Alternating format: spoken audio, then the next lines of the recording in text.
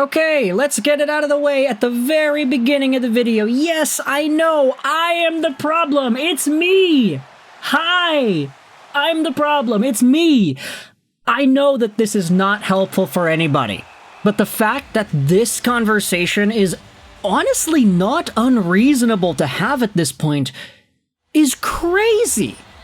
It's absolutely insane, because now the door has opened up to the Vancouver Canucks potentially exploring a different future with one of the prospects that they have. Now, of course, you know from the title, from the thumbnail, today we are talking about Tom Willander, who has not signed a contract at this time with the Vancouver Canucks. He has just wrapped up his second season with the Boston University Terriers. He was really good with the Boston University Terriers. Maybe not as productive as his one-time D partner in Lane Hutson from last season, but he's not really a guy who projects in that same Hutson, Quinn Hughes, Cale Makar type of mold. Tom Willander is a lot more similar to a Charlie McAvoy, for example. Just very stable, all-round two-way play. He can move the puck, he can skate, he can score some points, and he can make good reads in his own end. And he's versatile.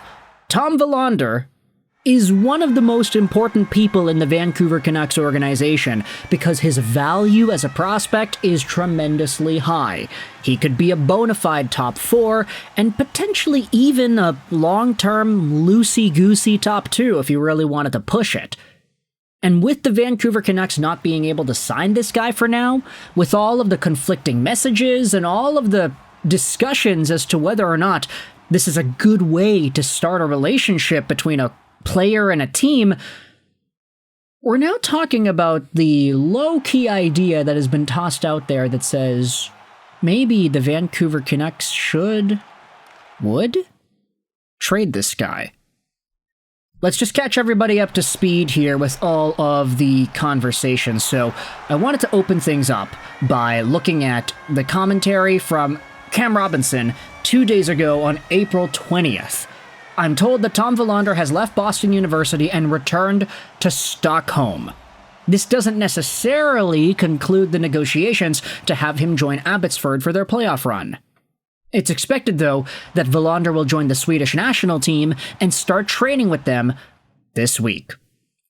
Now, we have talked about the Schedule A bonuses a bunch, but that did seem to be the holdup between Willander and the Canucks, how Willander wanted some more bonuses on things that he may or may not have been able to hit, and the Canucks are so weird with their penny pinching that they absolutely do not want to give him whatever bonuses that he wants. If the bonuses were there, they probably would have signed the contract by now. That's what we are led to believe for most of last week, and then things got a little bit more spicy when Jim Rutherford and Patrick Allvin spoke to the media earlier yesterday. From their presser, they made it known that their thought process was that Tom Willander planned to return back to school. But then we saw another bite back, because Tom Willander's advisor said, hey, no, we wanted to turn pro. Our intent was to sign. But if we don't agree on a contract that Tom and his family are comfortable with, returning to BU and other situations become possible over the next few seasons. Other situations, right? Okay, he could go back to freaking Sweden and play hockey there. How crazy would it be to be drafted out of the SHL, play in the NCAA, go back to Sweden, and not have a contract with the gosh darn NHL team that drafted you in the first round? All because they're not willing to give the Schedule A bonuses that are usually pretty reasonable. Here's a comment on the Canucks subreddit. This is the list of possible performance bonuses. If Tom Willander gets 10 goals, 25 assists, 40 points, he's top 4 in ice time amongst D-men in total and or per game on the team with a minimum of 42 games played. Another bonus could be achieved if he gets a top 3 rating in plus-minus amongst D-men on the team with minimum 42 games played, 0.49 points per game with minimum 42 games played, if he's top 2 among D-men on the team in blocked shots, if he is on the end-of-season all-rookie NHL team, if he becomes an all-star selection, and or if he gets the all-star MVP. Each one of these is a possible performance bonus, and the Vancouver Canucks not wanting to give him any of that is so weird. Greg the Great goes out there and says that each one of these bonuses is worth $250K for a max of $1 million. Outside of plus minus and being top 4 time on ice, I can't see him hitting any of these without being Quinn Hughes' partner. And if he ends up a first pairing D-man putting up those stats on his ELC, then we shouldn't care that he's getting an additional $1 million on his cap hit. Like, literally, I don't really think it's possible for Tom Willander to get 10 goals and 40 points and be half a point a game in his first NHL season with 42 games played. Like, it's not possible, so why fret? Why stress about giving him Schedule A bonus possibilities when he's not even guaranteed to hitting most of them? And now, it was talked about yesterday on Canucks Brunch by Josh Elliott Wolf and Lena Sett.